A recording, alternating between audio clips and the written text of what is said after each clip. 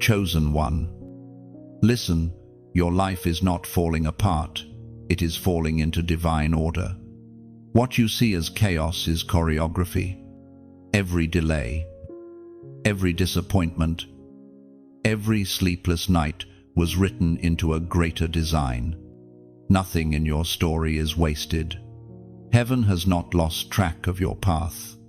The same God who breathed galaxies into existence still holds your timeline in his hands.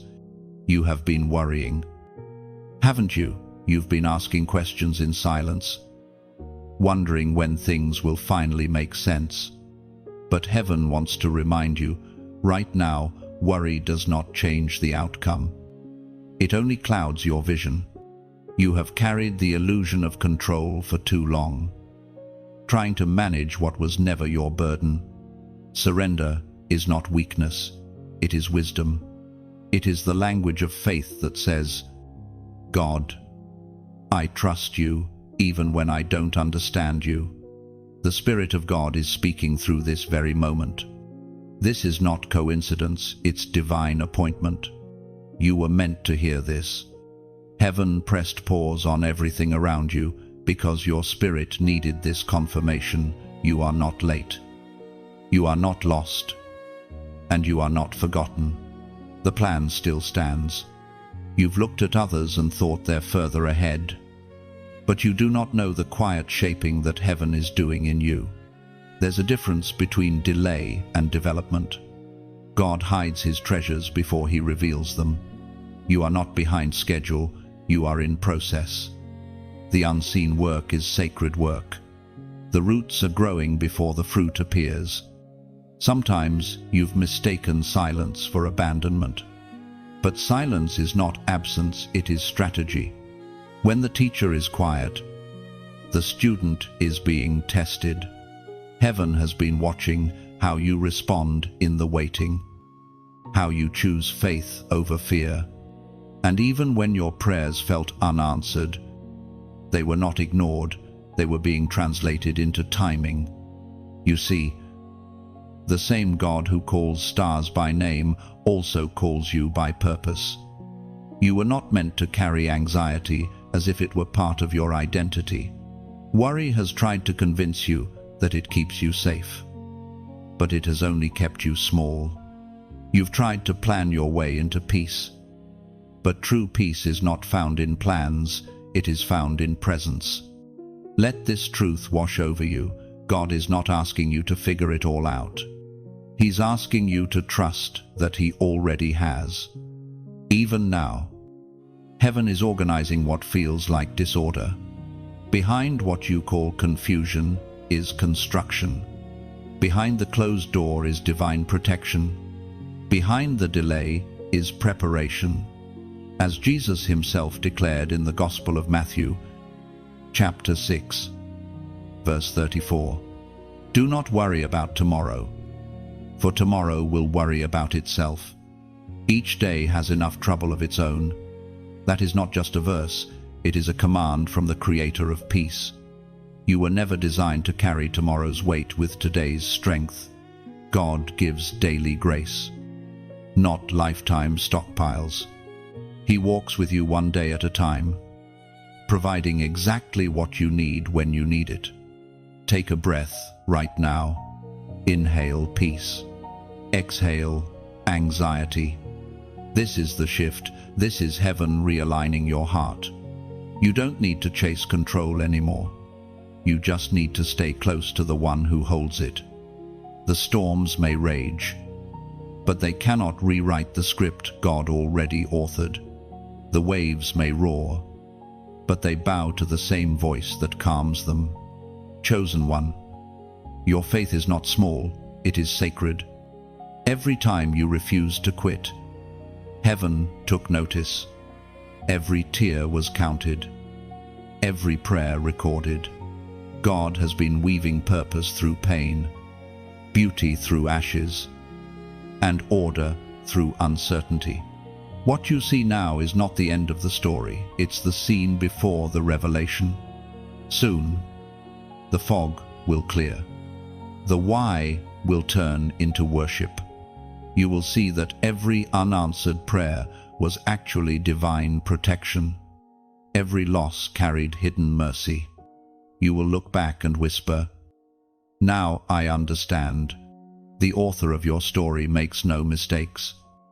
And every chapter is leading you toward promise, not punishment. If this word is stirring your heart, pause before you move on. Don't rush this moment. Heaven is speaking to you directly. Stop worrying. Let go of the fear of what's next. The same God who was faithful before will be faithful again. He has not changed, and neither has his plan for you. If this message touched you, take a moment to like, share, and subscribe so that others may find the same peace you've received. Spread this light to someone who is drowning in worry, because your obedience could be the answer to another person's prayer. And as a sign of faith, comment the number 777 below, declaring that you trust God's perfect plan, that you release worry, and that you are stepping into divine peace. There are moments when fear creeps in quietly, almost politely, pretending to be wisdom. It tells you to plan for every possibility, to prepare for the worst, to stay alert so you won't be hurt again. But deep inside, you know that what you call preparation has become obsession. You are not preparing anymore, you are surviving. Fear has disguised itself as responsibility, and worry has become your daily companion. When you wake up, it greets you before the sun does. It whispers that something might go wrong, that maybe this time you won't make it, that perhaps the plan is failing. You start thinking through every scenario, hoping that if you can anticipate disaster, you can prevent it. But what you've really done is build an altar to anxiety and call it caution. Fear sits on the throne of your thoughts, and peace becomes its prisoner. It doesn't happen all at once. Fear starts as a shadow, harmless, small, even helpful. But when you feed it, it grows. It demands your attention, your sleep, your strength. It begins to define your identity. You stop trusting the journey because you've stopped trusting the one who leads it. You've let fear shape your prayers, limit your dreams, and silence your hope. But heaven has not called you to live like this.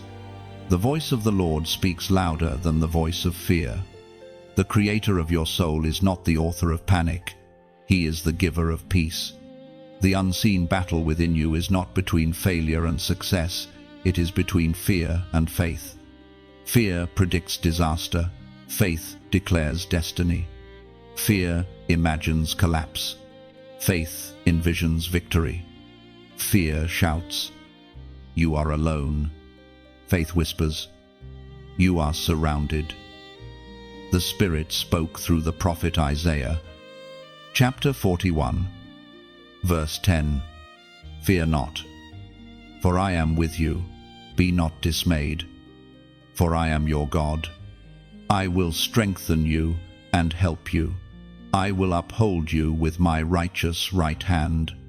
Those words were not written for another generation, they were written for you. God's hand still holds you steady in moments when everything feels unstable. You are not carrying this battle alone. Every time fear rises, that verse is your sword. Speak it aloud until the atmosphere shifts. Because when you declare truth, fear loses permission to speak. You see, the enemy of your soul does not need to destroy you to stop you. He just needs to distract you. If he can keep your focus on what could go wrong, you'll forget what God already promised will go right. But you are waking up now.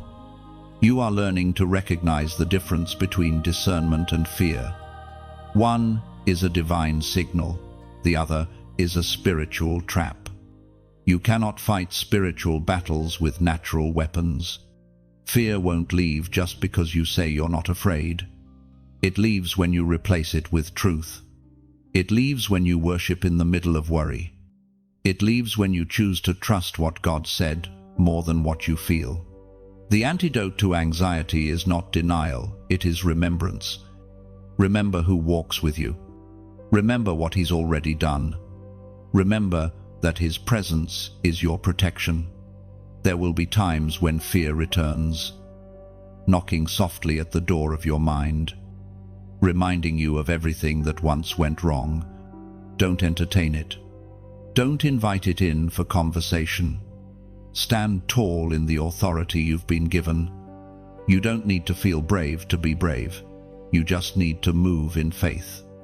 Courage is not the absence of fear, it's the refusal to bow to it. The truth is, fear never truly disappears, it just loses power when you stop obeying it. Each time you choose faith, the throne fear once sat on begins to crumble. Your spirit remembers its origin, made in divine image, sustained by divine promise, empowered by divine peace. You were not designed to live in panic. You were designed to walk in purpose. So, breathe. Fear is not your master anymore. The trembling that once ruled, you will become the testimony that frees others. One day, you'll speak peace into the same storms that used to shake you. The same mouth that once voiced worry will declare faith. And in that moment, heaven will smile. Because the throne inside your heart will finally belong to the rightful king again. Your peace will no longer depend on circumstances, but on certainty, the unshakable truth that you are held.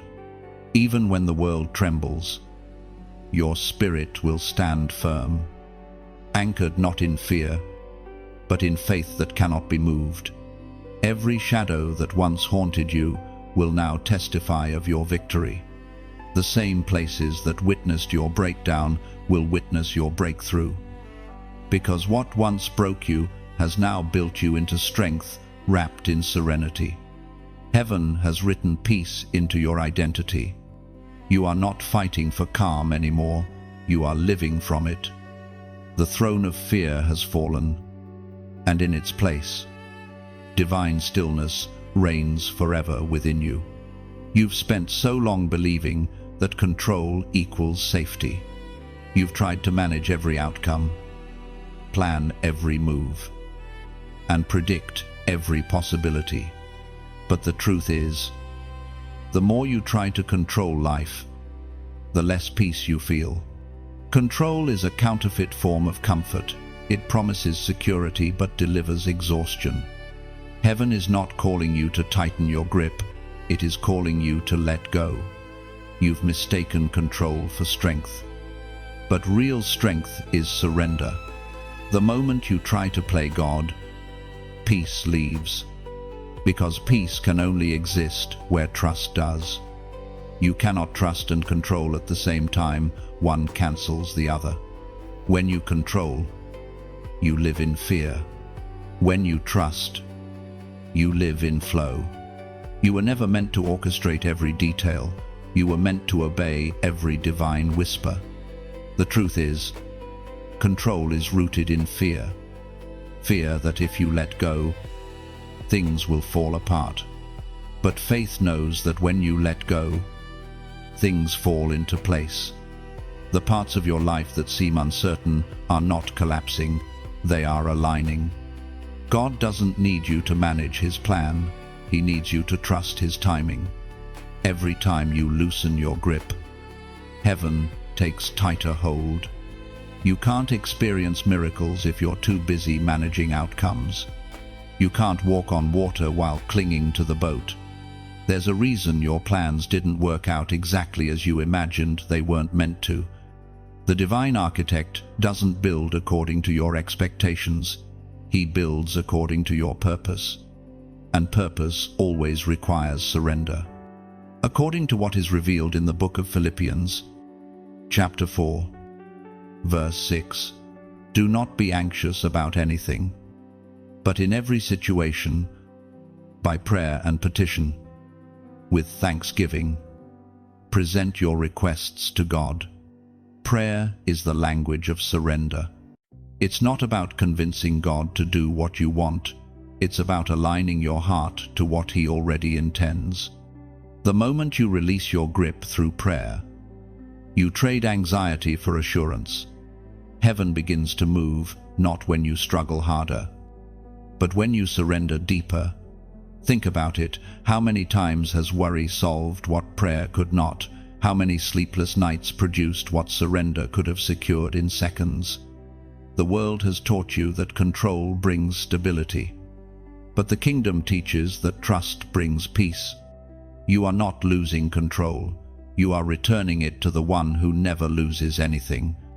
You have tried to be strong for everyone, to keep every piece together. But that's not your assignment. Your role is obedience, not omnipotence. God never asked you to be in charge of outcomes. He asked you to walk by faith. When you stop controlling, you start creating space for heaven to move. Sometimes, the reason things fall apart is because you were never meant to hold them. God allows the shaking not to punish you, but to free you from false security, false plans, false peace. What falls away was never meant to stay. What remains is what's truly divine. So now, take a deep breath. Release your grip. Say in your heart, God, I trust you again. You don't need to know every step, just the next one. Trust that even in the mystery, you are moving in the right direction. The plan you thought you ruined is still unfolding perfectly, because the one who holds it never fails. You've come to the end of your own strength for a reason. Heaven needed you to see that surrender isn't losing, it's aligning. The more you let go, the freer you become. The moment you stop forcing outcomes, miracles begin to appear naturally. Control ends where trust begins.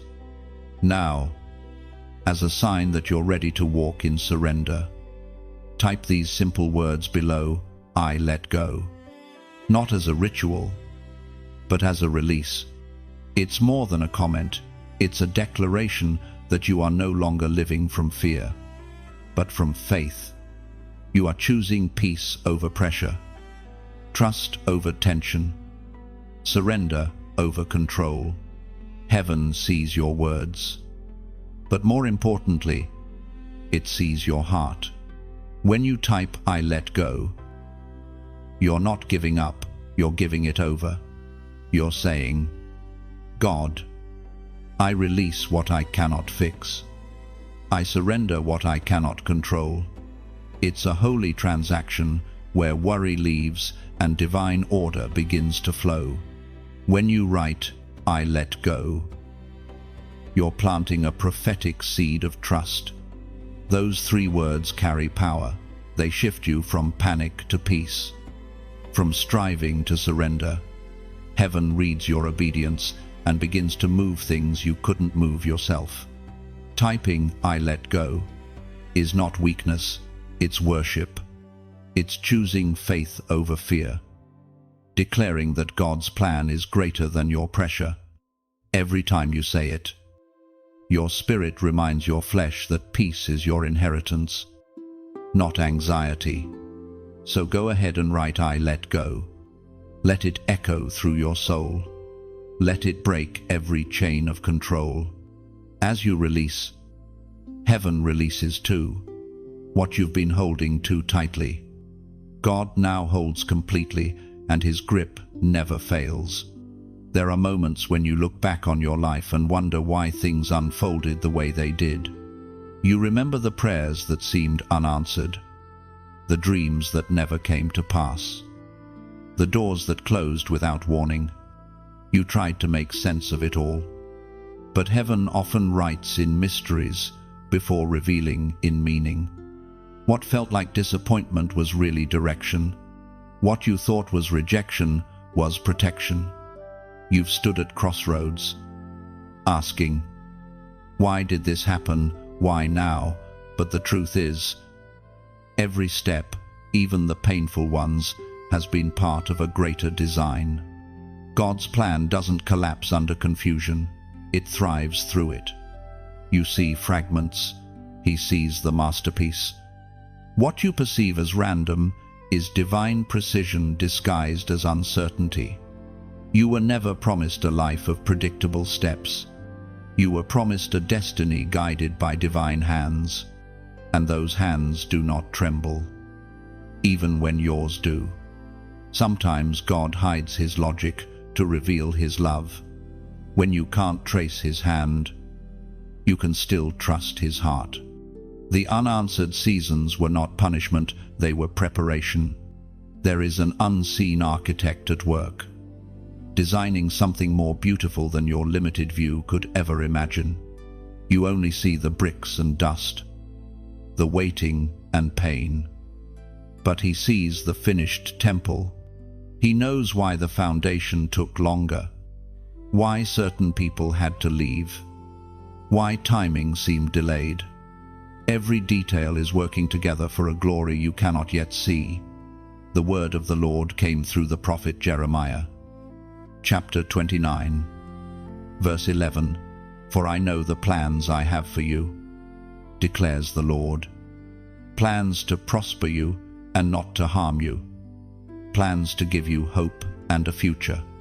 Those words are not poetic, they are prophetic. God's plan for you was not improvised in reaction to your mistakes. It was written before your first breath. He factored in your detours, your doubts, even your delays. Nothing you've done has surprised him. The story has always accounted for your human moments, yet still ends in divine fulfillment. You may feel like your life has been paused, but pauses are where heaven prepares the next movement. Think of a symphony. The silence between notes isn't absence, it's anticipation. God's silence carries purpose. He's positioning people, shaping circumstances, and aligning timing so that when the door opens, you'll be ready to walk through it with strength and wisdom.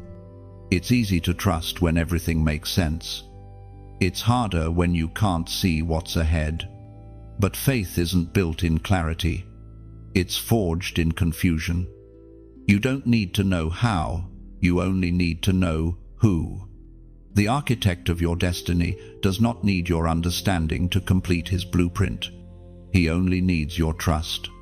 There have been moments when you asked, why did it have to happen like that? The heartbreaks, the losses, the detours.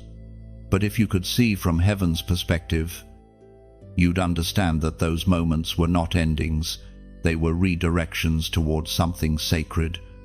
God closed some doors because the room behind them could not contain your calling. He let some relationships fade because they could not walk with your purpose. Every disappointment was a disguised lesson. Every delay was disguised mercy. If you had received what you wanted when you wanted it, it might have destroyed what God was still developing in you. He loved you enough to say, not yet. And that kind of love is deeper than immediate gratification. It's eternal protection. Your story is still unfolding. You're standing in the middle of a masterpiece, not the aftermath of a mistake. The pieces don't make sense now because they're still being placed.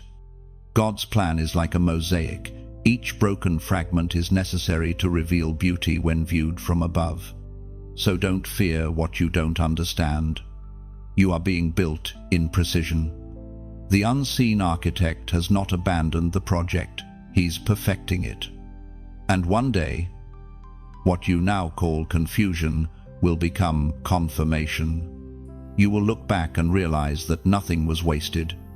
Every delay had purpose. Every pain carried preparation. And every closed door led you closer to destiny. You are living proof that divine plans prevail. Even when the structure of your life seems unfinished, heaven is still at work behind the scaffolding. God doesn't make partial promises. He completes what he begins.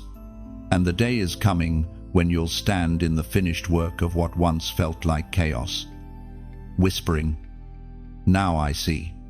Now I understand."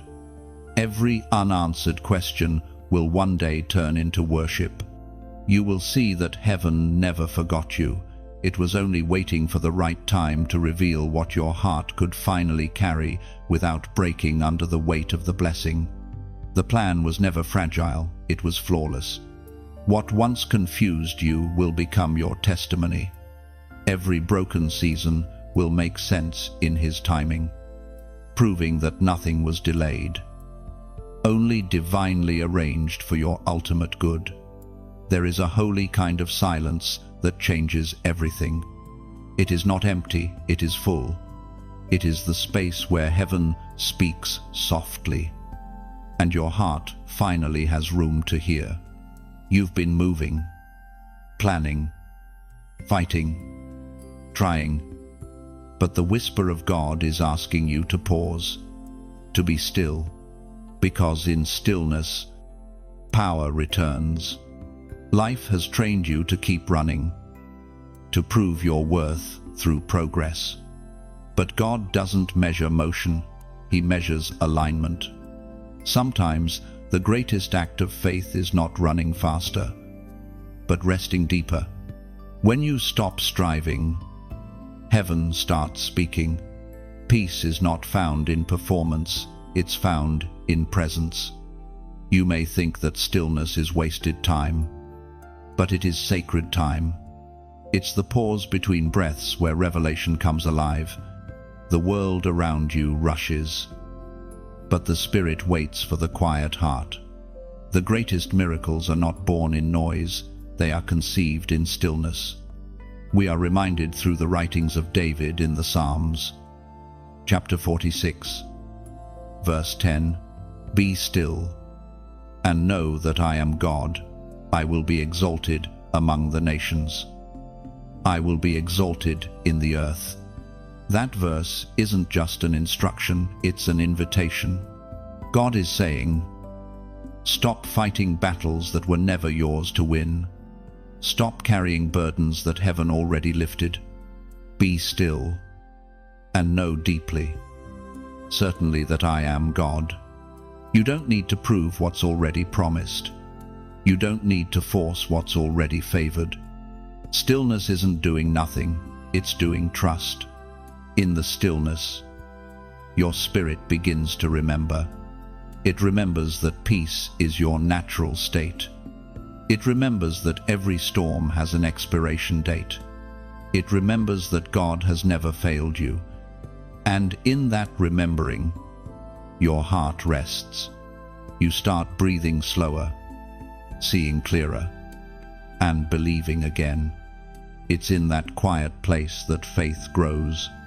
Seeds don't grow in storms, they grow in stillness. God sometimes removes the noise, not to punish you, but to prepare you. The silence that once scared you will soon become your sanctuary. When you sit in stillness, you start hearing the gentle rhythm of grace that has always surrounded you. You begin to notice blessings you used to rush past, the sunrise that feels like a promise, the laughter that feels like healing, the small moments that remind you heaven is near. This message, these words reaching you right now, are not noise. They are reminders. They are the gentle touch of heaven saying, you are not forgotten. And if these words have brought you peace, if they've helped you breathe a little easier, then you already understand the power of stillness shared. What we create here together, these moments of reflection, truth, and faith are like candles in a dark room. Each one brings light. Each one carries warmth. And if this light has reached you, consider helping it reach someone else. You don't have to, and you never will be pressured to. But if you feel led, if your heart stirs while reading this, there is a way to help this message continue. Your kindness, your generosity, your small act of giving, it becomes the oil that keeps the lamp burning. Imagine it like this: every act of support is a feather landing on the wings of a message. Together, they lift it higher. Every like, every share, every small donation is wind beneath that wing, carrying the light further than one voice ever could. If this space has reminded you of peace, consider sowing back into it, not out of obligation, but out of gratitude. Your donation isn't a payment, it's participation. It's a ripple of grace that keeps flowing long after you're gone. And if giving isn't possible right now, that's okay too. Your presence matters. Your listening matters. Even choosing to like this message. Share it with someone who needs quiet in their chaos. Or subscribe to stay connected. Each of those small gestures is an ember that helps the fire of hope keep glowing. So, take a moment. Reflect. If your heart feels peace, let it overflow. Your yes in any form, your attention, your share. Your generosity is a sacred thread woven into a greater tapestry of light. You are not giving to something, you are giving through something. You are helping create a sanctuary of words, a shelter for weary souls who have forgotten what peace sounds like. When you give, you become the echo of God's whisper to another heart. Be still. You are not alone. Every seed of kindness you release becomes a spark in someone's darkness. You may never meet the soul your light will reach, but heaven counts every gesture, every quiet yes, what you give in love. God multiplies in ways unseen and eternal, and one day, you'll realize the peace you found here didn't stop with you, it traveled through you. Your small act of faith became a bridge for another to cross into hope. That is how stillness spreads heart to heart. Like light across water, anxiety is a quiet thief. It doesn't always arrive in a storm, it often walks in wearing the disguise of concern, logic, or preparation. It tells you, if you don't think about it, something bad might happen, and so you think about it, again and again, until your mind becomes a loop of what-ifs. But this isn't protection, it's prison. The cycle of anxiety begins subtly. One thought leads to another, and before you realize it, you've built an entire world of worry around a single seed of fear. You replay conversations, imagine disasters, analyze every possibility as though panic could prevent pain. Yet, every anxious thought is like a drop of water in a cup that's already full. It spills over, and peace drains away. Anxiety thrives where surrender is absent. The moment you start trying to control outcomes, you give worry permission to reign. But heaven did not design your heart for constant pressure. You were built for peace that surpasses understanding, for rest that does not depend on results. The storms of life will come, but peace is not the absence of storms, it is the stillness in their center. As written in the Gospel of John, chapter 14, verse 27, "Peace I leave with you, my peace I give you. I do not give to you as the world gives. Do not let your hearts be troubled and do not be afraid." Those are not poetic words, they are a promise. Divine peace is not fragile. It does not shatter when circumstances change. It does not depend on how good the day feels. It flows from the heart of God, steady and unbroken. The world's peace is temporary. Heaven's peace is eternal. You have felt this peace before, haven't you? In those rare moments when you stopped striving, when you let go for just a second and everything felt light, quiet, sacred. That was not coincidence. That was heaven reminding you this is who you truly are when you stop wrestling with what was never yours to control. Anxiety speaks in loud repetition, but peace speaks in soft certainty. Anxiety says, "What if?" Peace says, "Even if." Anxiety demands answers. Peace rests in trust. You cannot silence the storm by shouting louder than it. You silence it by remembering that you are not the one who controls the wind. The mind often runs to fear faster than faith, because fear requires no imagination. It's just the replay of old pain. But faith, real faith, asks you to see the invisible. It asks you to believe that even when things don't make sense, they are still making you. Faith builds what fear breaks. The problem with anxiety is that it makes you forget who's in control. You start thinking that you must keep everything together or everything will fall apart. But the one who holds the stars in balance does not need your worry to manage your world. You can breathe again. You can rest again. Heaven is not panicking about your future. When your thoughts spiral, bring them back to truth. Speak peace aloud until it fills the room. Sometimes the act of saying, "I choose peace," is enough to realign your spirit. You are not failing because you feel anxious. You are being invited to practice faith in the middle of the storm. And remember this, every time you choose calm over chaos, you are breaking the pattern. Every time you pause to pray instead of panic, you are shifting generations of fear. The chains of anxiety are not just yours, they've been passed down through stories, families, histories, but they break with you. So now, this is your moment. Stop rehearsing fear and start releasing it. The same God who holds galaxies steady also holds your heartbeat steady. The same spirit that calmed the sea is calming your soul even now. You don't have to fight for peace, it's already been given to you. You only have to accept it.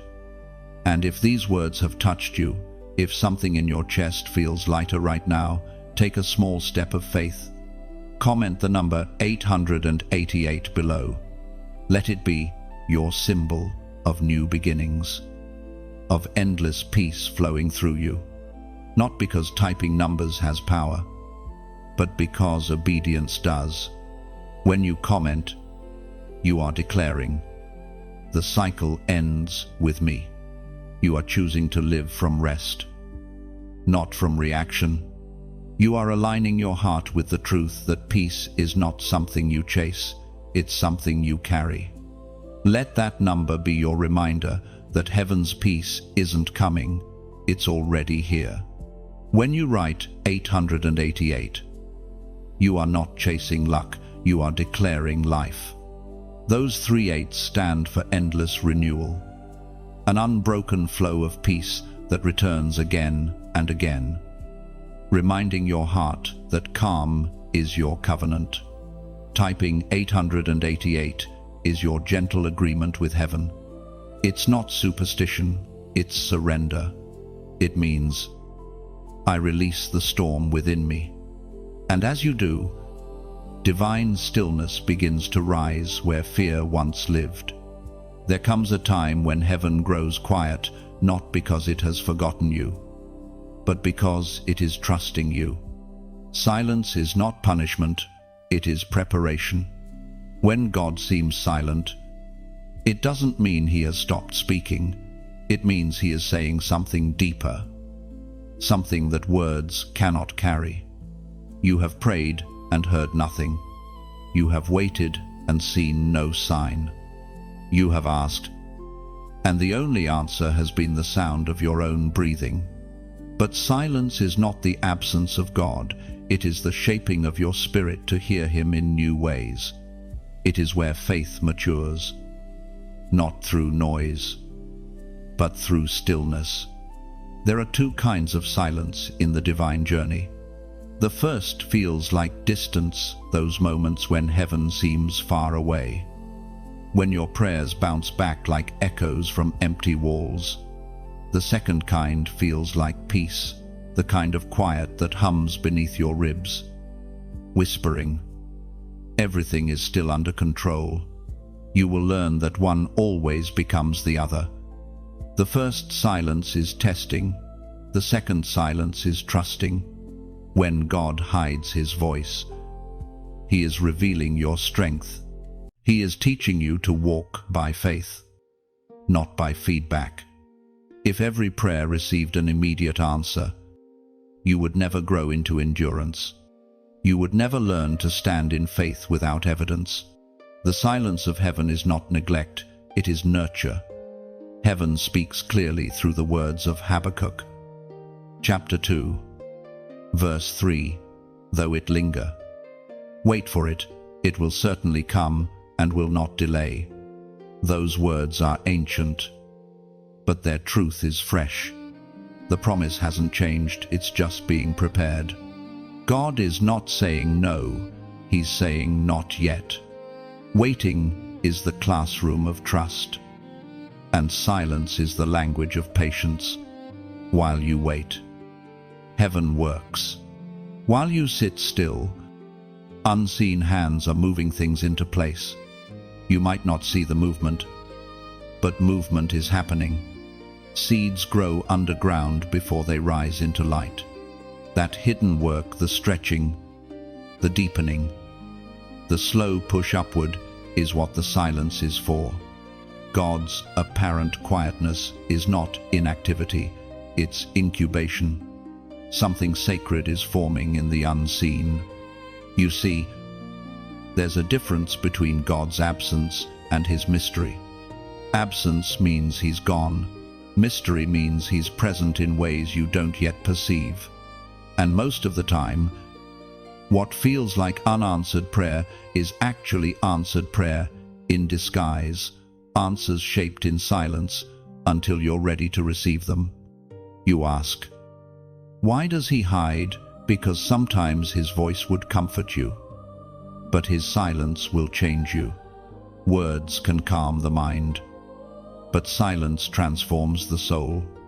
When God is silent, he is not ignoring you, he is inviting you to grow. Silence forces you to dig, to listen, to trust the whisper behind the wind. The silence of heaven teaches you that faith is not about hearing something new, it's about remembering what God already said. The word he spoke over your life has not expired just because you can't hear it now. His promises are still echoing, even if softly. The lack of sound is not the lack of presence. If you can learn to worship in silence, you can worship anywhere. If you can trust God when nothing is moving, then you are ready to carry his peace when everything starts moving again. The quiet seasons are not wasted. They are where spiritual muscles grow strong enough to hold the weight of answered prayer. The hardest part of silence is the waiting. You want signs, confirmations, open doors. But heaven sometimes withholds proof so that your faith can become pure. Proof builds confidence in outcomes. Silence builds confidence in God. And when that happens, your peace no longer depends on what you see, but on what you know, that he is still working. Even now, do not mistake silence for stillness. In the quiet, heaven is weaving threads of purpose through moments you call mundane. Each day, even the dull ones, are pages of the same divine story. The silence isn't the end of the sentence, it's the comma before the next revelation. So stay faithful in the pause. Keep your heart soft even when your ears hear nothing. Because soon, very soon, the silence will break, not with noise, but with clarity. You'll look back and realize that heaven never stopped speaking. you simply learned a new frequency. And that frequency, once found, will never fade again. When the silence finally breaks, it won't come as thunder, it will come as peace. You'll realize the quiet was not punishment but protection, shaping your heart to recognize God's voice in whispers, not just in miracles. Every silent season refines your hearing, teaching you to trust what can't be seen. When words finally return, you will listen differently, deeper, softer, wiser, because you've learned that even in silence, heaven never stopped speaking love. You have carried so much for so long that you've forgotten what lightness feels like. The weight you feel isn't just from what life has given you, it's from what you've refused to release. You've tried to hold it all together, to keep smiling while your soul bends under pressure. You've told yourself, if I don't carry it, who will? But some of what you carry was never assigned to you. There are burdens we inherit, not because we choose them, but because we fear what will happen if we let them go. Expectations, regrets, guilt, the need to be strong for everyone else. These are the silent weights that slow the soul. You were not created to be everyone's savior, you already have one. And he never asked you to be his replacement. You have mistaken carrying for caring. You thought that holding the pain made you faithful. But sometimes faith looks like release. Sometimes obedience is not taking on more, but laying things down. The illusion of strength has kept you weary. True strength is not the ability to hold everything, it is the humility to surrender what isn't yours. It was proclaimed in the book of Psalms, chapter 55, verse 22, "Cast your cares on the Lord, and he will sustain you. He will never let the righteous be shaken." These words are not metaphors, they are instructions. To cast means to throw, to hurl, to release with force. Heaven is not asking you to hand your burdens politely, it's asking you to throw them off, to let go of what has anchored you in anxiety. Because only empty hands can receive new things. The problem is that you've carried pain so long, it became part of your identity. You don't just hold it, you've learned to live around it. It's shaped your walk, your choices, even your dreams. But God never meant for pain to become a permanent garment. He intends it to be temporary. Something you walk through, not something you wear. When you hold on to burdens that belong to heaven, your spirit begins to shrink under their weight. You start believing that the load defines your value. You measure your worth by how much you can endure instead of how deeply you can trust. But faith was never meant to be a test of endurance. It's meant to be a rhythm of release. Release doesn't mean you don't care. It means you care enough to let God do what you cannot. You're not abandoning responsibility, you're acknowledging divine sovereignty. The world teaches you that strength is in control, but heaven teaches that strength is in surrender. You may think, but I can't let go now. If I drop it, everything will fall apart. But haven't you noticed, the more you try to control, the heavier it gets. The weight doesn't lessen when you carry it, it multiplies. The only way to find rest is to trust the one who carries you. Sometimes God allows heaviness not to hurt you, but to help you realize how much lighter life feels in his hands. You are not meant to solve everything. You are meant to surrender everything. There's a difference between giving up and giving over. Giving up says, I quit. Giving over says, God, it's yours. Think of a bird carrying twigs to build a nest. It gathers carefully, but it knows when to stop. Once the nest is built, it doesn't keep collecting branches, it rests. You, too, must know when to stop gathering burdens that don't belong to you. The nest is already built. Rest in it. You've tried to be strong for everyone, but strength without surrender turns into strain. You cannot pour peace into others while carrying chaos inside yourself. There's a reason Jesus said, "His yoke is easy and his burden is light." It's because he never meant for you to carry more than love. Everything else is too heavy for human hands. Let this truth settle.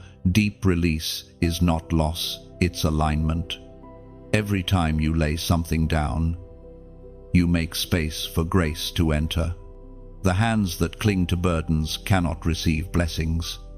The heart that insists on control cannot feel peace. Heaven can only fill what you empty. So breathe. The weight you feel right now, set it down. You don't have to be the strong one all the time. You don't have to understand everything. God doesn't need you to figure it out. He just wants you to hand it over. The moment you do, you'll realize how light you were meant to be. And when you walk away from what was never yours, you won't feel empty, you'll feel free. That's the paradox of faith. The less you hold, the more you have. The lighter you become, the closer you rise to heaven's peace. Freedom doesn't mean nothing remains. It means only what's divine stays.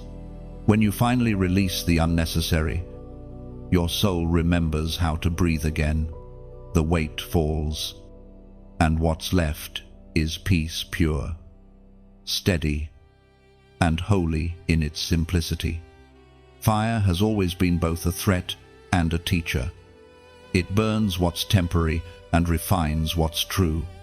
Every trial you faced, the heartbreaks, the disappointments, the betrayals, they weren't meant to destroy you, they were meant to reveal you. You are not being punished, you are being purified. Pain has a way of convincing you that something has gone wrong, but heaven sees differently. Where you see loss, God sees preparation. Fire never consumes gold, it only consumes what hides the gold. That's what's happening to you right now. The heat isn't punishment. It's proof that something precious lives within you. You've asked God to strengthen your faith. But sometimes strength doesn't come through comfort, it comes through confrontation.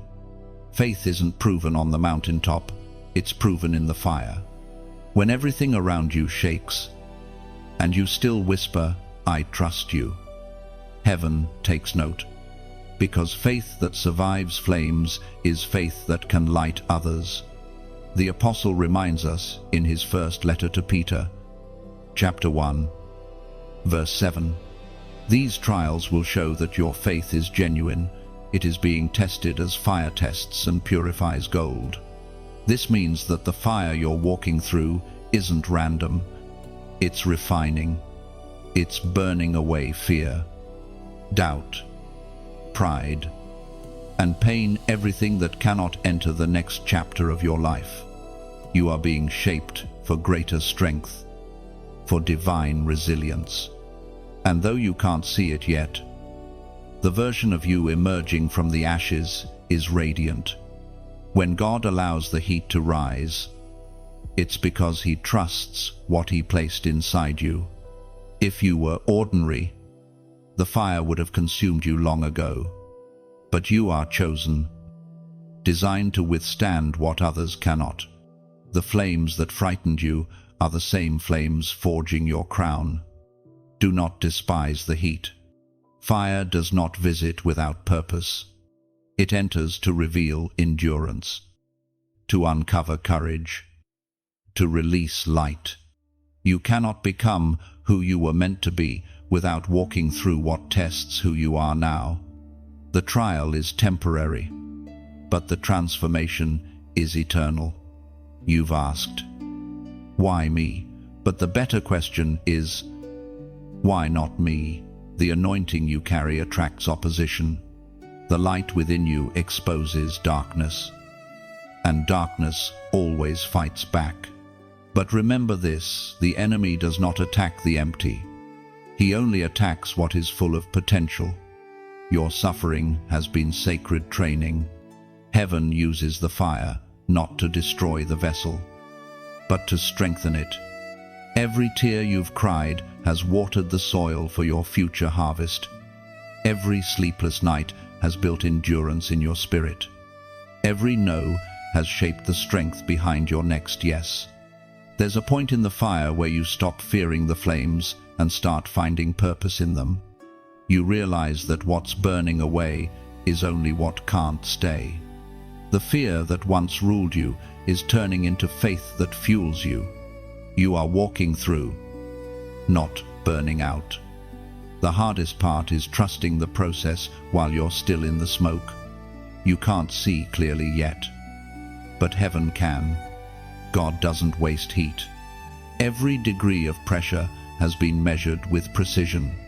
Not 1 second of your struggle has been meaningless. You are being refined for something eternal. And when you finally step out of this fire, people won't recognize you, but they'll feel the glory on you. You'll carry peace where panic once lived, authority where anxiety once ruled, and strength where weakness once spoke. You'll move differently, speak differently, love differently, because the fire didn't scar you, it sealed you. Now, take a deep breath. The fire that once terrified you is becoming your teacher. Comment, "Flames obey me." When you write those words, you're not boasting, you're believing. You're declaring that what once burned you now bows to you. You're speaking from authority, not fear. Heaven hears those words as a decree that the chosen one has mastered the fire and carries its light without pain. When you write, "Flames obey me," you are not commanding fire with pride, you are reclaiming authority with peace. You are saying, "I am no longer a victim of my pain. I am the proof that what once hurt me now honors my growth." Those words turn suffering into sovereignty, transforming ashes into an altar. Declaring "Flames obey me" means you've understood the deeper mystery. The same fire that tried to consume you was sent to crown you. You are no longer afraid of what burns, because you know what remains. Every scar has become sacred. Every trial, a testimony. You speak those words not in arrogance, but in awareness that your endurance has become divine. So type it boldly, "Flames obey me." Let it echo in your spirit as a song of triumph. It's not rebellion against God's fire, it's reverence for His purpose within it. The moment you declare it, heaven records your victory. The student has become the flame bearer, and the fire now follows your command. You've looked at your life and thought, "Maybe I'm behind." You've seen others run ahead, doors open for them while yours stay closed. You've prayed, worked, waited, and nothing seems to move. But what if heaven's timing isn't slow? What if it's sacred? What if delay is not denial? But God's plan has never been late. It's been layered, like a sunrise that seems to linger beneath the horizon before flooding the sky. Your breakthrough is already forming beyond what you can see. Every second of waiting is doing something holy, stretching your patience, deepening your roots, refining your sight. You see, time feels like a cage when you measure it by minutes. But when you see it from heaven's view, time is a canvas. Every stroke, every pause, every unfinished line, part of a masterpiece in progress. The hands that painted galaxies are painting your story too, with colors only revealed in patience, as declared in the book of Ecclesiastes, chapter 3, verse 11. He has made everything beautiful in its time. He has also set eternity in the human heart. Those words remind you that beauty doesn't arrive on your schedule, it blossoms in His. Sometimes, the reason your door hasn't opened is because what's behind it isn't ready yet. Heaven doesn't rush construction when it's building something meant to last. You've mistaken waiting for wasting. But waiting is where faith learns to breathe. It's the sacred hallway between promise and fulfillment. The silence of that hallway isn't emptiness. It's the sound of heaven rearranging everything to fit your calling perfectly. So, while you wait, live, laugh again, create again, love again. God doesn't need your panic, He needs your participation. Waiting isn't about standing still, it's about standing ready. When the moment comes, you won't have to chase it. It will recognize you. The truth is, you are not waiting for the blessing is waiting for your readiness. Just like fruit doesn't ripen under constant inspection, your promise ripens in trust. You may not see progress, but something invisible is forming. The roots of your destiny are growing beneath the surface, silent but strong. And if this message has touched something inside you, if it has helped you breathe again, or made you feel seen, then this moment is a shared miracle. Because words like these don't just appear, they're carried, built, and kept alive by love.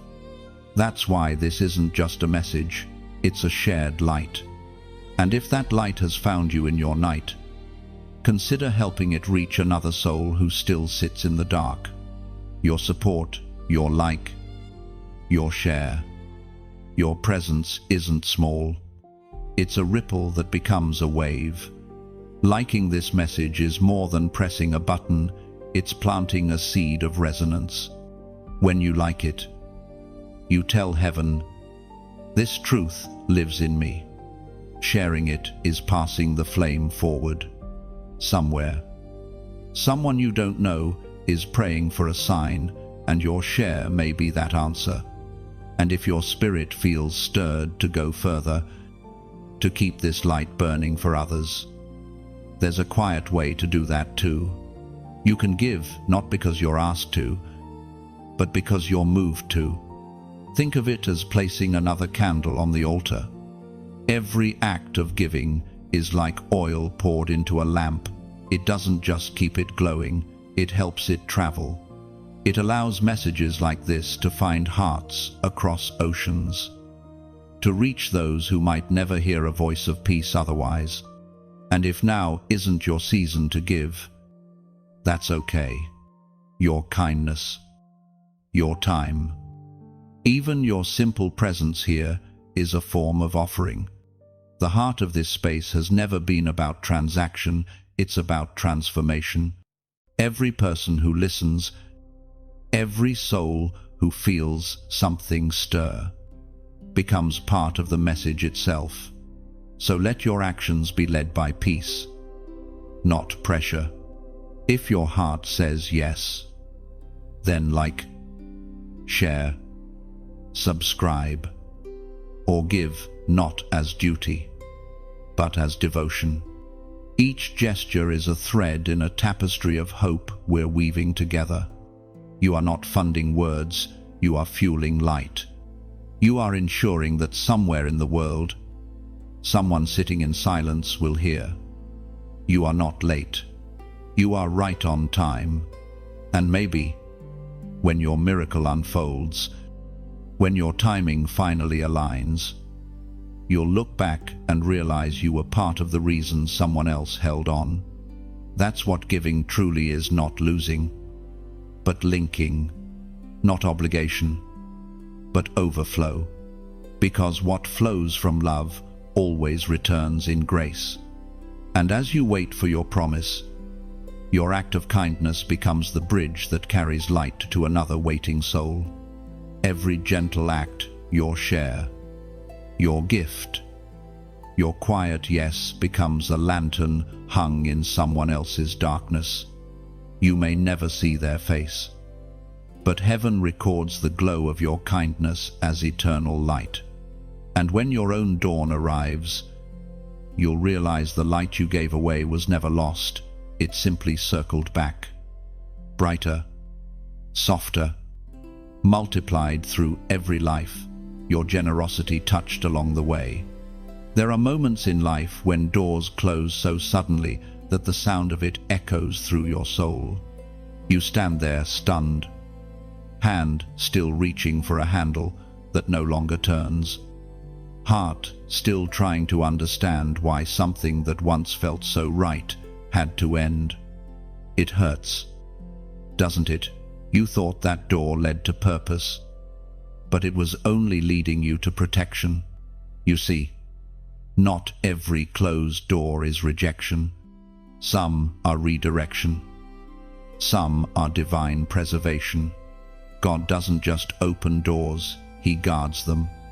Every no you faced was heaven's way of saying, not this one, not yet, not here. And though you didn't know it at the time, those closures saved you from what you could not see. The Word of God declares in the book of Revelation, chapter 3, verse 7, what He opens, no one can shut, and what He shuts, no one can open. That truth is a shield. It means that every door in your life, whether open or closed, is under divine supervision. You are not at the mercy of chance. You are under the care of choice, God's choice. And His choices are never cruel. They are calculated with love. When heaven closes a door, it doesn't abandon you in the hallway. It reroutes you. But in that hallway, it's easy to panic. You start knocking harder, thinking maybe if you try again, the door will open. Maybe if you pray more, cry more, push harder, you can make it move. But the silence that follows isn't punishment, it's direction. The door is closed because the destination has changed. Closed doors have language. They speak of timing, of transition, of transformation. Sometimes they whisper, not yet. Other times they declare, not anymore. And though both can break your heart, they will always save your purpose. Because what's meant for you doesn't require you to beg for entry. It recognizes your presence and swings wide in welcome. You may think of that relationship, that job, that dream that slipped away. It felt like loss, but it was divine surgery. God removed what could not survive in your next season. Closed doors are His way of protecting future joy from current confusion. If you only knew what He saw behind that door, you'd thank Him for the lock. Sometimes God closes doors not because of where they lead, but because of what they leave. You were becoming someone you weren't meant to be, just to fit through that frame. The door closed to remind you that your shape, your soul, your calling are too large for that small space. You've stood in front of closed doors and cried, but even your tears are seeds. Each one waters the soil of what's next. Heaven never wastes heartbreak. Behind every closure, a new creation is forming quietly, deliberately, beautifully. When you stop staring at the closed door long enough to turn around, you'll notice light coming from another direction. That's how God works. While you mourn what ended, He's already building what's beginning. And what He opens, no one can shut. Not fear, not failure, not delay. The hardest part is trusting that you haven't been forgotten. Closed doors can make you feel invisible, but invisibility is often God's way of giving you privacy while He prepares you. You are not lost in the hallway. You are being hidden in the holy waiting. Think of the hallway as a cocoon. It's dark, quiet, narrow. You can't move backward, and forward isn't visible yet. But within that stillness, transformation is taking place. You are not who you were when the door closed, and you are not yet who you'll be when the next one opens. The hallway is your becoming. So, stop knocking on what's done. Let the lock stay locked.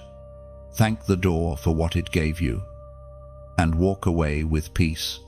What's closed behind you cannot hold you hostage unless you keep holding on.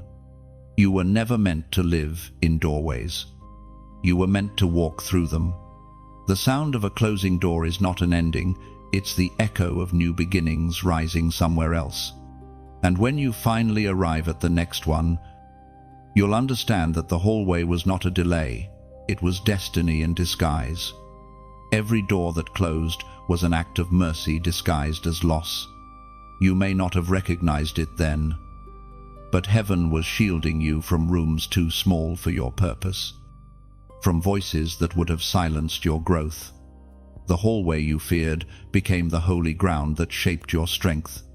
It taught you to walk by faith, not by sight, and to trust that divine timing is never late. It's always layered with hidden love. And one day soon, another door will open quietly, without struggle or striving. You'll step through and realize why the last one had to close, because this one was built perfectly for who you've become. Peace isn't something you chase, it's something you build. It's not hidden in some distant moment of success or stability. It's created in the rhythm of your surrender, in how you breathe when nothing seems certain. The peace of God is not passive, it's an architecture. It has a blueprint. And when you live by that divine design, no storm can destroy what heaven has constructed inside you. Life will always give you reasons to worry. The world will always shout for your attention, your energy, your fear. But peace doesn't come from escaping noise. It comes from learning how to remain unshaken within it. You don't need to wait for calm waters to feel calm. You were created to walk on them. The ancient wisdom recorded in Proverbs, chapter 3, verses 5 and 6. Trust in the Lord with all your heart, and lean not on your own understanding. In all your ways submit to him, and he will make your paths straight. That's the blueprint of peace. Trust is the foundation. Surrender is the structure. Gratitude is the atmosphere that fills every room. When you build your life on that foundation, storms may visit, but they cannot stay. Peace doesn't mean the absence of problems. It means the presence of perspective. It's seeing beyond the surface, recognizing that even when life feels chaotic, God is still constructing something beneath it all. There's an order behind every seeming disorder, a pattern within every pause. Heaven's architecture never collapses, it only expands. You've been walking through days that feel unstable, trying to balance between faith and fear. But stability doesn't come from perfect circumstances, it comes from alignment with divine truth. The moment you decide to trust God fully, everything else begins to quiet down. There's a peace that no amount of planning can achieve and no storm can undo. It's the peace that comes when you finally release the illusion of control and let the designer lead. You don't have to map out every step. You only have to walk in rhythm with grace. You've been taught that peace is fragile, but that's not true. The peace God builds in you is unbreakable because it's rooted in eternity. It's not a candle flickering in the wind, it's a flame protected by His hand. The world's peace depends on what happens. God's peace depends on who He is. When you start to live from that truth, you'll notice small miracles, the way anxiety loses its grip, the way worry turns into worship. Suddenly, You're not reacting to life, you're resting through it. The noise of the world fades because your soul has found its melody again. You may be walking through uncertainty now, but heaven has already measured your path. Every twist and turn is still straight in God's sight. What feels like confusion to you is clarity from above. And when you trust that, peace ceases to be an emotion, it becomes your atmosphere. You were never meant to live scattered. You were meant to live centered, grounded, steady. The storms may continue to roar, but they can't reach the sanctuary within you. God's peace is not something that visits, it's something that lives in you once you give it permission to stay. Now, pause. Take a slow breath in. Feel how your heart begins to settle, how your thoughts start to soften. That's not emptiness, it's evidence. Heaven is rebuilding your peace right here, right now. If these words feel like home to you, let this be your act of agreement. Comment the number 444 below. Let it be your declaration that you are choosing alignment over anxiety, order over chaos, peace over panic. Typing 444 is not superstition, it's surrender. It's your way of saying, God, I trust your blueprint. I choose to walk in peace. And as you do, something shifts in the unseen. The architecture of heaven takes shape in your heart, and you become the living temple of divine calm. When you write 444, you are not typing numbers, you are tracing the framework of faith. Those digits mirror stability, 4 corners of foundation, 4 winds of direction, 4 walls of divine shelter. You're declaring that your life stands firmly within heaven's design.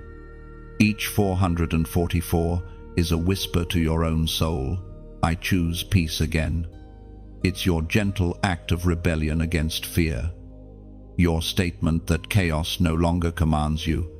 The moment you press those keys, you're aligning with the order of God's blueprint, the pattern that turns confusion into clarity.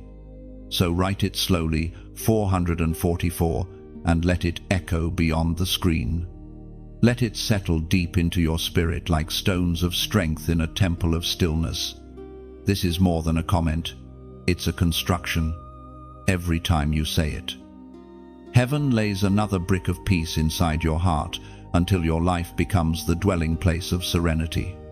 There are moments when your plans crumble, and all that remains is silence and confusion. You built something with care, a dream, a relationship, a vision, and watched it fall apart in your hands. You tried to fix it, to salvage what could be saved. But the pieces refused to fit back together. You whispered, "Why, God?" and the heavens seemed quiet. But one day, you will see that broken plans are not broken promises. They are the beginning of better ones. You see, sometimes God allows what you built to collapse, not to punish you, but to protect what He's preparing. The things that fell apart were never meant to hold the weight of your destiny. What you thought was failure was really the foundation being cleared. Heaven dismantles what is temporary so it can establish what is eternal. We find written in the book of Romans, chapter 8, verse 28, "And we know that in all things God works for the good of those who love Him, who have been called according to His purpose." That means even when your plans fall into pieces, purpose remains intact. God doesn't need perfect conditions to complete His will. He creates beauty from what seems beyond repair. The rubble you're standing in is not the end, it's the raw material of a miracle. There is a sacred kind of breaking that heaven uses to rebuild. It feels cruel in the moment, but later it reveals itself as mercy. You couldn't see it then. But what you called loss was a layer of limitation being lifted from your life. God had to remove what was temporary so that you could receive what's timeless. You prayed for things to work out according to your plan. But what you didn't realize was that your plan was too small. It could not contain the magnitude of what God intended. He let it break so you would stop worshipping the blueprint and start trusting the builder. Sometimes the greatest act of love is divine interruption. The truth is, your disappointment did not derail destiny, it delivered it. You just didn't recognize it at first because blessings rarely arrive in the wrapping we expect. What feels like the end is often the seed of a new beginning, buried beneath the ashes of what didn't last. Think of it this way: when a seed breaks, it doesn't die, it transforms. The outer shell must crack for life to emerge. The same is true for your plans. Their breaking was not destruction, it was divine activation. Heaven cannot fill what you refuse to open.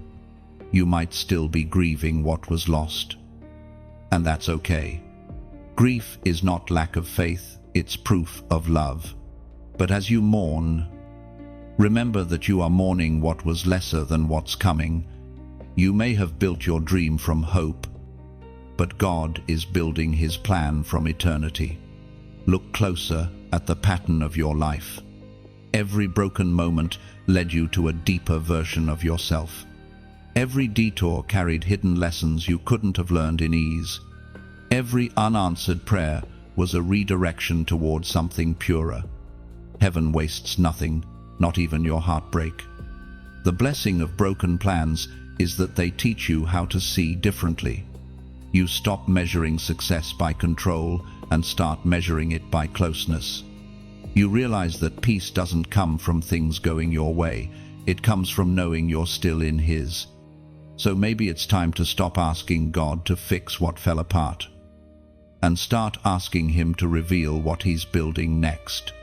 Because the new thing is not a repair, it's a resurrection. What's coming won't be a copy of what was lost, it will be something entirely new. Something that makes sense of every tear you've shed. There will come a day when you look back and whisper, "Now I understand." The pieces that once cut you will fit together like glass catching sunlight.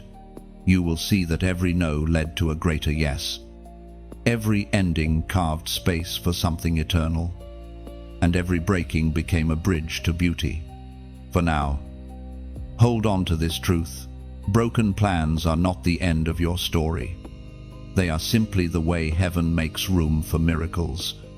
And when the new thing appears, when the pieces finally fit, you will realize that nothing was wasted, and everything was rewritten by grace. One day, you'll thank God for every plan that failed, because their breaking made space for blessings you could never have scripted. What shattered wasn't your purpose, it was the shell that kept it hidden. Every loss refined your sight, teaching you to see value beyond visible outcomes. You stopped chasing perfection and started trusting process, realizing heaven's order often hides beneath life's disorder. And when new doors open, you'll walk through them lighter, freer, wiser, no longer afraid of breaking. Because now you know every fragment of your past was forming the foundation of your future. There are seasons in your life when you feel surrounded by silence, when every prayer seems to vanish into the air and every step forward feels like walking through fog. You wait, you hope, you hold on, but nothing seems to change. Yet what you cannot see is that heaven has not been still. You are never alone in the waiting room of God. You have been sitting between what was and what will be, wondering if the promise has passed you by. But the waiting is not punishment, it's protection. While you are pacing in uncertainty, angels are moving in alignment. They are rearranging things behind the curtain, ensuring that when your moment arrives, nothing can steal it. The voice of the Lord was heard in the book of Exodus, chapter 14, verse 14. The Lord will fight for you. You need only to be still.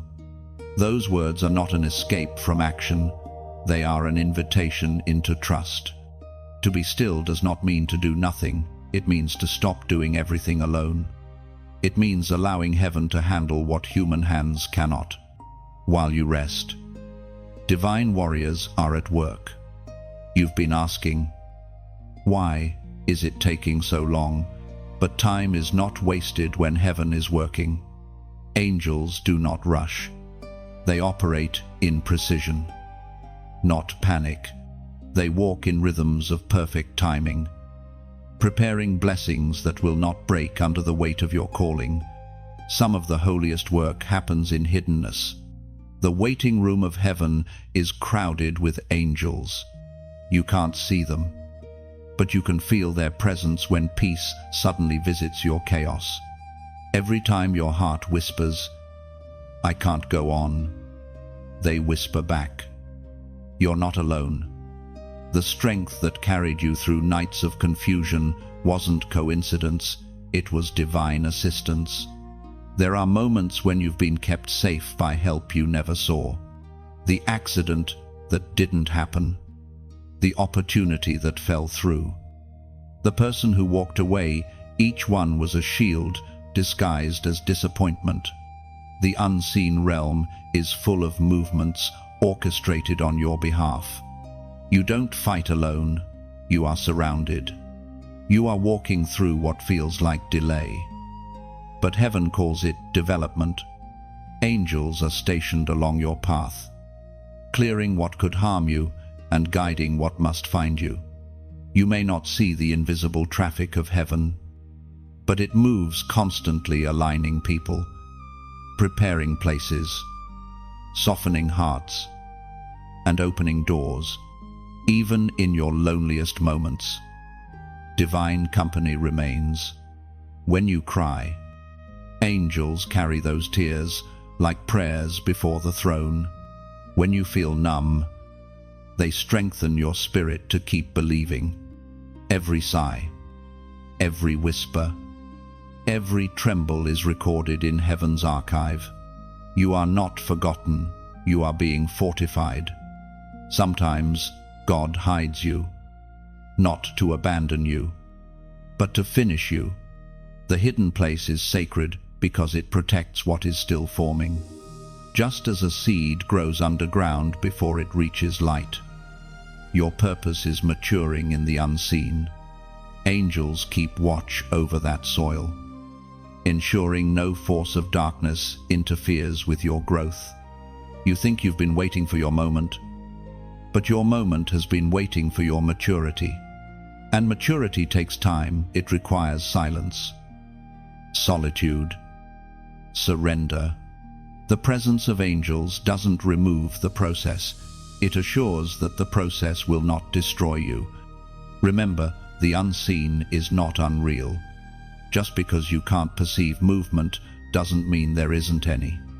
The air around you is alive with divine motion. You are being escorted through destiny by hands that never fail and wings that never tire. One day, you will look back and realize that what felt like delay was direction. The nights when you thought you were fighting alone were the nights you were carried. The silence you feared was full of whispers praying you forward. And when the waiting finally ends, when the promise arrives right on time, you'll see that heaven was never late. Every second of delay was precision. Every unanswered question was intercession. Every quiet hour was holy orchestration. You will step into your moment not wondering where God was, but amazed at how close He stayed all along. The waiting will make sense when you see what was forming behind the silence. Every unseen movement, every hidden miracle will rise like sunlight after rain, revealing that heaven had been busy building blessings in secret. You were never overlooked, only being prepared. Your tears were never wasted. They watered the soil of your promise. Every breath you took in faith summoned unseen warriors to guard your path. What felt like stillness was actually sacred strategy. The quiet choreography of divine timing unfolding flawlessly. When the moment finally arrives, you'll step forward without fear, knowing heaven never left your side. The angels who walked beside you in darkness will rejoice beside you in light, singing over the one who waited well and trusted completely. There are moments when life feels like it's being rewritten before your eyes, chapters closing without warning, sentences erased by time, and new pages waiting, blank and silent. You wonder how the story could possibly make sense after all the loss and change. But heaven has been holding the pen all along. This is not the end of your book. It's the divine edit that turns pain into poetry. When God rewrites your story, He doesn't discard your past, He redeems it. Every mistake becomes a paragraph of mercy. Every heartbreak becomes a line of strength. Every tear becomes punctuation in a tale of transformation. You thought you were broken beyond repair, but heaven calls you under revision. The apostle wrote in his second letter to the Corinthians, chapter 5, verse 17, "If anyone is in Christ, he is a new creation. The old has gone. The new has come." That verse is not just a declaration, it's a revelation. You are not being improved, you are being renewed. God doesn't patch old cloth with new thread. He weaves an entirely new fabric from grace. The pain that once defined you will now refine you. You are being rewritten with light. The dark pages remain, but they no longer dominate the story, they serve as contrast to the brilliance that follows. Every scar becomes sacred ink, proof that even wounded hands can hold holy pens. The things that tried to end you are becoming the very testimony that will inspire others. It's beautiful. Isn't it how divine authorship works? You thought your story had lost its rhythm, yet here you are, being reintroduced to your own voice. What you thought was an ending is actually the first line of a new chapter, one heaven had planned from the beginning. But stories like this don't stay silent forever. They ripple, they travel, they find readers in unexpected places. Someone somewhere is still trapped in chapter 1, thinking their pain has no purpose. And when they stumble upon your story, your courage becomes their light. That's how heaven's message spreads from one heart that healed to another that's still breaking. That is why spaces like this exist, to remind souls they are still being written, still being loved, still being shaped into something holy. These words aren't just sentences, they are bridges. And if they've reached you, if they've steadied your heart, maybe this is your moment to help another heart find its bridge too. Your simple acts, liking, sharing, commenting, are not gestures, they are echoes. When you respond, you breathe life into a message meant to move through the world. Each like is a candle lit on someone else's windowsill. Each share is a gentle knock on another soul's door saying, "You're not alone." And each comment is a seed of connection, a word that tells heaven, "I'm still here, still listening." And if this space has brought warmth to your cold night, if these words have helped you remember who you are, then you already understand what giving really means. It's not obligation, it's overflow. You don't give because you owe, you give because you've been touched by something that deserves to keep traveling. Think of your donation as rain watering a field you'll never see. The seeds planted here, words, hope, truth, need that rain to reach distant soil. Every act of generosity is a drop that becomes a river, carrying grace to corners of the earth where silence still reigns. And if you can't give right now, that's okay. You're part of the story just by being here. Even your attention is a form of offering, a way of saying, I believe in this light. The beauty of this movement is that no one is pressured, only invited. Every gesture, big or small, writes another line of hope into the collective story of faith. So, if your heart feels it, let your actions speak softly. Like this message, if it lit something inside you, share it if it feels like a mirror someone else needs. Leave a comment to mark this chapter in your own journey. Subscribe if you wish to walk through the next pages with us. And if your spirit stirs to give, let your donation be like ink in the hands of heaven, quiet, flowing, eternal. You're not just supporting words, you're sustaining light. Together, we become co-authors of hope, writers of redemption. When heaven rewrites your story, it doesn't erase what came before, it redeems it, then hands you the pen. Every act of love, every like, every share, every gift is a stroke of that same pen, writing grace into the world. Every small act of love you release becomes part of heaven's story. You might not see where it travels, but grace always finds its destination. What leaves your hand as kindness returns multiplied as light. And when the final page of this chapter turns, you'll smile knowing your fingerprints rest on countless hearts. Every echo, every gift, every word became part of a divine book that never ends. There comes a time when you begin to see life differently, not as a series of accidents or coincidences, but as a tapestry woven with invisible hands. Every thread, even the dark ones, has purpose. The colors that once seemed chaotic now form patterns of grace.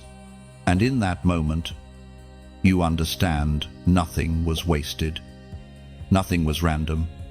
You've lived long enough to realize that understanding doesn't always come first. Sometimes it arrives after the storm. The nights that broke you also built you. The seasons that silenced you taught you to listen. The pain you resented became the teacher you didn't know you needed. God never promised you a path without difficulty, but He promised purpose through it all. We find comfort in the book of Isaiah, chapter 61, verse 3, to bestow on them a crown of beauty instead of ashes, the oil of joy instead of mourning, and a garment of praise instead of a spirit of despair. Those words remind you that heaven specializes in exchanges. Nothing you have lost is gone, it is being transformed. The ashes you carry are the evidence of where fire once touched you, but they are also the soil where beauty begins to grow. What once felt like an ending is becoming a crown. Every scar is a reminder, not of defeat, but of deliverance. You are not defined by what happened to you, you are defined by what was born from it. Each pain that once pierced you now becomes a portal of empathy, allowing you to touch others' wounds with gentleness that only survivors know. You've become a healer not by avoiding pain, but by walking through it and finding God there. Sometimes redemption doesn't come with thunder, it comes with a whisper that says, I'm still here. The quiet restoration of your heart is proof that divine work continues even in silence. What you thought would destroy you has actually deepened your soul. Healing isn't about forgetting, it's about remembering differently. The same memory that once made you cry now makes you grateful. The same wound that once bled now breathes wisdom. You begin to see how every broken thing in your story was being rearranged toward wholeness. Redemption is not a single event, it's a rhythm that continues every day. It's how you rise after falling, how you forgive after being hurt, how you love again even after loss. It's how you choose peace when chaos still whispers. Every breath you take in grace is proof that redemption lives inside you. When you look at your reflection now, you no longer see the one who failed, you see the one who was refined. The mistakes that once made you feel disqualified have become the very markings of grace that qualify you for greater things. God has never required perfection from you, only permission to transform you. You've learned that redemption doesn't erase the past, it redeems it. The story remains. But the power of pain no longer does. What once ruled you now reminds you. Every tear that once fell in darkness becomes light, reflecting through the prism of grace. There's a peace that arrives when you stop resisting what happened and start receiving what it produced. The weight of regret begins to lift because you realize it was never meant to chain you, only to change you. Everything that once brought shame is now becoming your testimony. Redemption is not about returning to who you were, it's about discovering who you've become. You are softer now, yet stronger, quieter, yet wiser. You move with purpose instead of panic, grace instead of guilt. You no longer chase healing, it flows through you naturally, like light through open windows. And when you look back, you'll see it clearly: every heartbreak, every detour, every unanswered prayer was weaving together to form a garment of praise around your soul. You are clothed now, not in fear, but in freedom. You walk not with wounds, but with wisdom. The story of redemption is not finished. It continues every time you choose love over bitterness, faith over fear, forgiveness over vengeance. You are living proof that God does not discard broken stories. He rewrites them until they sing. So, rest in that truth tonight.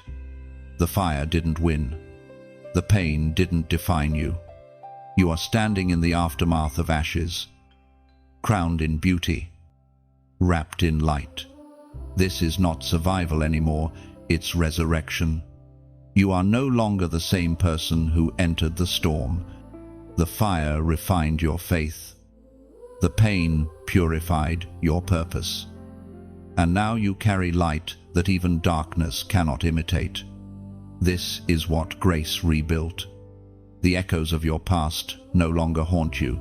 They harmonize with your hope. What once hurt now hums with holy meaning. And you move forward with quiet confidence, knowing redemption is complete. And as you walk onward, your steps leave traces of mercy. Others will follow the footprints of your healing, finding their way back to peace through the map your transformation drew in love. There comes a sacred calm after every storm, the quiet that follows chaos, the stillness that settles where shouting once lived. It's the space where your soul exhales, realizing that it made it through what was meant to end it. The wind has stopped, the rain has slowed, and you stand changed, but standing. This is what survival looks like when heaven writes the ending. You don't notice at first how different you've become. The changes are subtle.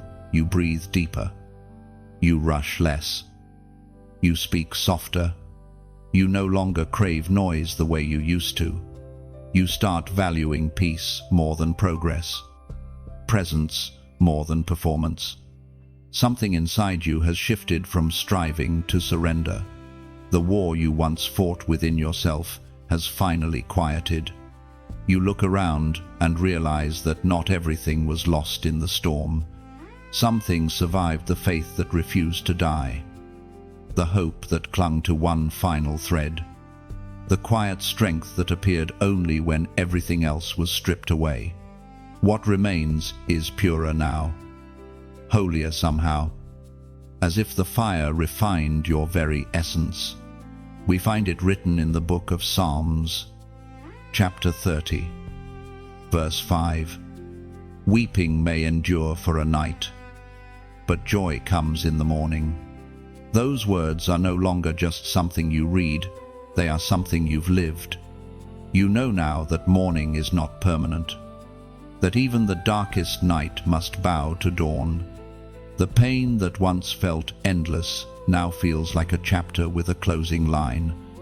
The light that greets you in the morning isn't just sunlight, it's a reminder that grace kept you breathing through the night.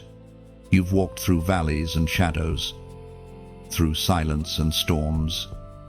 And yet something sacred happened in the middle of it all. Your roots deepened. You learned that peace isn't found in the absence of trouble, but in the presence of trust. You discovered that endurance is not about holding your breath, it's about learning to breathe differently. Every scar on your soul has become a map of mercy. Where pain once lived, purpose now dwells. The cracks in your heart have become windows through which light escapes, guiding others who are still walking through their darkness. You are no longer only the one who survived, you are now the one who carries light for those still searching. The lessons of your journey will stay with you, that surrender is stronger than control, that silence can heal more than words, that delay never means denial. You've learned that God's timing doesn't follow human calendars, and that His promises often arrive softly, disguised as ordinary days. You stand now on the other side of everything that once frightened you, and realize that survival was never the goal, it was the gateway. You were never meant to simply live through it, you were meant to rise from it. What was sent to bury you has become the soil that nourishes your next season. The beauty of this moment is that it doesn't need noise or recognition. It's quiet, sacred. You no longer need to prove anything to others, to yourself, or even to God.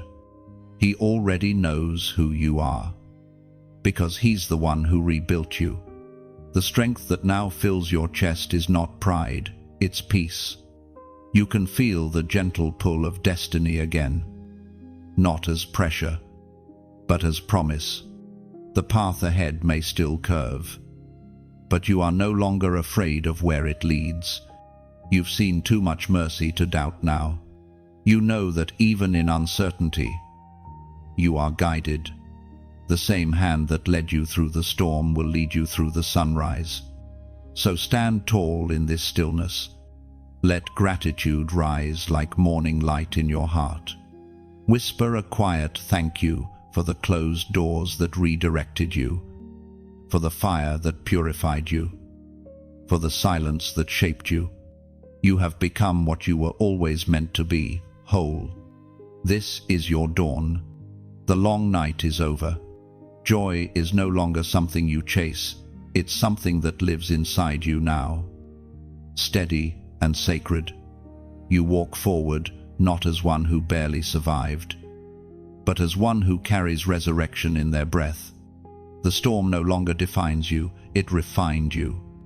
You walk lighter now, not because life got easier, but because your soul learned how to release what once felt unbearable. Every step forward is a hymn of gratitude. The light ahead doesn't blind you anymore, it invites you. You've learned to trust its warmth, to let it guide rather than expose. Joy doesn't shout, it hums softly, matching the rhythm of your healed heart. And as you move into tomorrow, remember this: you are not who you were before the storm. You are the calm after it, the living proof that grace restores what chaos tried to consume. You carry no bitterness, only wisdom. The winds that once tore through your soul now whisper peace. You've become both the survivor and the sanctuary, the living reminder that even after the breaking, beauty always finds its way home. And now, This is where your story pauses, not because it's over, but because it's beginning again. You've walked through fire, silence, waiting, and wonder. You've been shaped, softened, and strengthened by every moment that once felt unbearable. And now you stand at the edge of something new, wiser, lighter, and full of peace. What happens next isn't written here, it's written through you. These words were never meant to end the journey, they were meant to awaken it. If they've reached your heart, if they've reminded you of your purpose, then let this moment ripple outward. When you like this message, it's not just approval, it's acknowledgement. It says, I've seen light, and I choose to carry it. When you share it, it's not just a click, it's a seed of hope sent into someone else's storm. When you comment, your words become footprints for another traveler who might need to know they're not walking alone. When you subscribe, you're choosing to keep walking beside this stream of light, allowing truth to meet you again and again. And if you feel called to give, let it be like water returning to the river that once refreshed you, not as a duty, but as devotion. Each gift becomes a candle placed in unseen hands, lighting paths for souls who still wander in the dark. You are part of something eternal, now a circle of restoration, a movement of quiet miracles. Whether you give through words, time, or kindness, heaven sees it all as worship. So breathe, smile, and let gratitude speak. The story doesn't end here, it flows on through you. You are both the message and the messenger. You are living proof that grace still writes in human hearts.